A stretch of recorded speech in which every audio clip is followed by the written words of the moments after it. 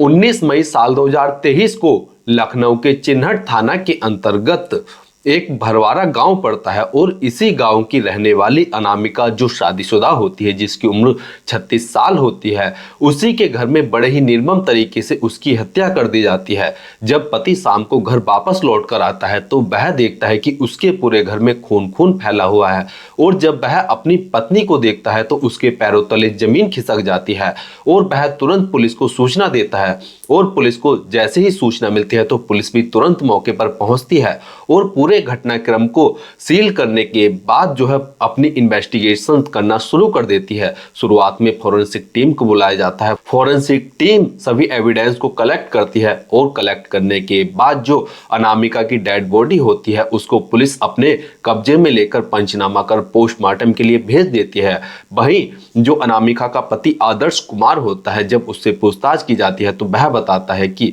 वह तो सुबह के समय काम पर चला गया था और जब वह वापस लौट कर आया तो उसकी पत्नी मृत पड़ी हुई थी और घर में बेटी सुरक्षित थी, लेकिन वह रो रही थी। अब दोस्तों 2 साल की जो आदर्श की और अनामिका की बेटी होती है, जब उससे पुलिस वाले जानने की कोशिश करते हैं तो वह कुछ नहीं बता पाती है। इसके बाद पुलिस वाले postmortem report, CCTV camera, surveillance और जो सीडीआर होते हैं उन सभी को जब खंगालना शुरू करते हैं तो दोस्तों पुलिस को पता चलता है कि 19 मई को दोपहर के लगभग 1:40 के पास जो आदर्श के ही यहाँ पर किराए पर रहा करता था, जिसका नाम होता है दोस्तों अर्जुन सोनी, और उसी का एक दोस्त जिसका नाम वीरेंद्र कुमार होता है, वह घटनाक्रम पर मौजूद थे। और घटनाक्रम पर मौजूद होने के कारण पुलिस वाले उन्हें हिरासत में लेकर उनसे पूछताछ करती है। दोस्तों पुलिस वालों को घटनाक्रम से एक काले रंग का मंकी कैप और एक फर्जी जियो विजय विकास कर परिचय पत्र बरामद होता है। इसके बाद पुलिस वाले जब इन सब सबूतों को अर्जुन सोनी और वीरेंद्र कुमार को दिखाते हैं तो दोस्तों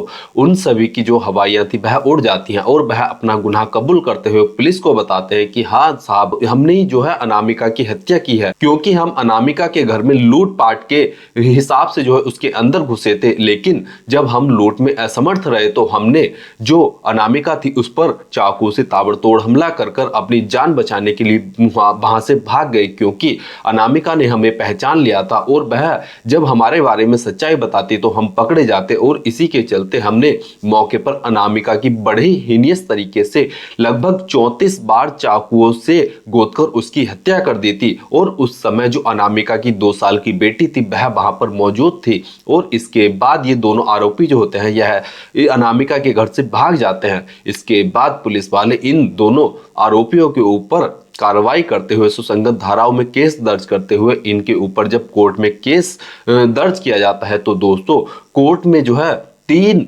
नवंबर साल 2025 में इन दोनों आरोपियों को जो है आजीवन कारावास की सजा सुनाई जाती है। साथ ही साथ इन दोनों के ऊपर 10-10 हजार का अर्थदंड भी लगाया जाता है। लेकिन दोस्तों इन आरोपियों को तो सजा मिल गई है, लेकिन जो अनामिका के परिवार को क्षति पहुंची है और जो उसकी बेटी के सामने उसी की मां की हत्या हुई है उसकी भरपाई कैसे होगी। और इस तरीके का जो हीनियस क्राइम था, इस हीनियस क्राइम ने जो है पूरे भारत सहित विदेशों में भी जो है सबको यह बात सोचने पर मजबूर कर दिया था कि इस तरीके के लोगों को जो है अपने आसपास भी भटकना नहीं देना चाहिए। दोस्तों इस पूरे घटनाक्रम को सुनाने का उद्देश्य किसी की भावनाओं को ठेस पहुंचाना या दुख पहुंचाना नहीं है, बल्कि जागरूक करना है, सचेत करना है।